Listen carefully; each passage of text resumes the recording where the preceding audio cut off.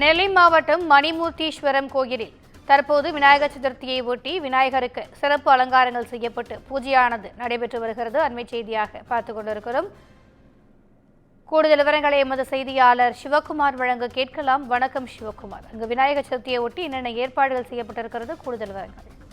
அதாவது இந்துக்களோட மிக உற்சாகமாக கொண்டாடப்படக்கூடிய பண்டிகைகள்ல ஒண்ணுன்னு பாத்தீங்கன்னா விநாயகர் சதுர்த்தி விழா.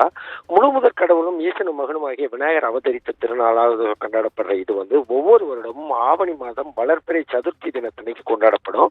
மாமன்னர் சத்ரபதி சிவாஜி காலத்திலேயே இந்த விநாயகர் சதுர்த்தி பிரபலமானாலும் இன்னைக்கு நாம பார்த்துட்டு இருக்கிற பல விநாயகர் விழா கொண்டாட்டங்களுக்கு வித்திட்டவர் பால கங்காதர திலகர். அதாவது 1893ஆம் ஆண்டு சர்வஜன கணேஷ் உற்சவங்கிற பேர்ல இவர் ஆரம்பிச்சு வச்ச கொண்டாட்டங்கள் தான் தற்போது வரை தொடர்ந்துட்டு இருக்குது.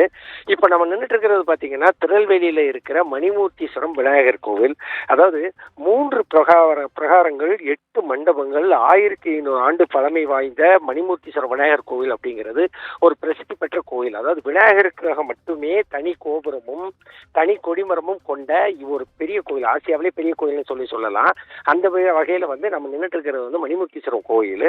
இந்த கோயில்ல பாத்தீங்கன்னா விநாயகர் ராஜகோபுரத்துல மட்டுமே 108 விநாயகர் சிலைகள் இடம்பெற்றிருக்குது. சுமார் 1500 ஆண்டு பழமை வாய்ந்த இந்த கோயில பாண்டிய மன்னர்கள் ஆண்ட காலங்களிலேயே சிறப்பான வழிபாடுகள் தொடர்ந்து நடந்துட்டு வருது.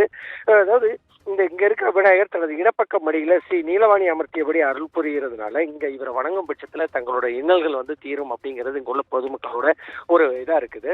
அதன் அடிப்படையில இன்று கொண்டாடப்படக்கூடிய இந்த விநாயகர் சதுர்த்தியை ஒட்டி பாத்தீங்கன்னா நூற்றுக்கணக்கான மக்கள்கள், அதாவது பல்வேறு மாவட்டங்கள்ல இருந்து தற்போது மணிமூர்த்தீஸ்வரம் கோயில் நிற்கிறாங்க.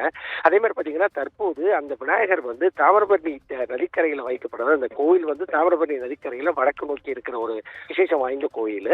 அது நிலையில அந்த கோயில் இருக்கிற விநாயகர் தற்போது தாமிரபரணி ஆற்றுல தீர்த்தவாரி நடைபெற்று இருக்கு. தாமிரபரணி ஆற்று கொண்டு வரப்பட்டு சீர்வரிசைகளுடன் கொண்டு வரப்பட்டு தற்போது தீர்த்தவாரி நடைபெற்று இருக்குது.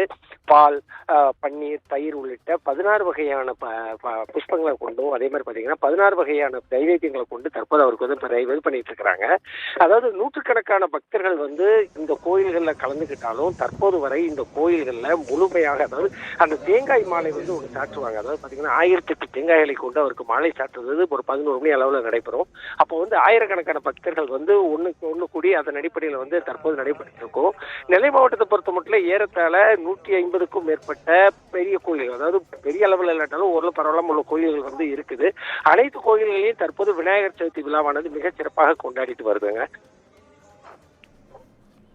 கூடுதல் விவரங்களுக்கு நன்றி சிவகுமார்.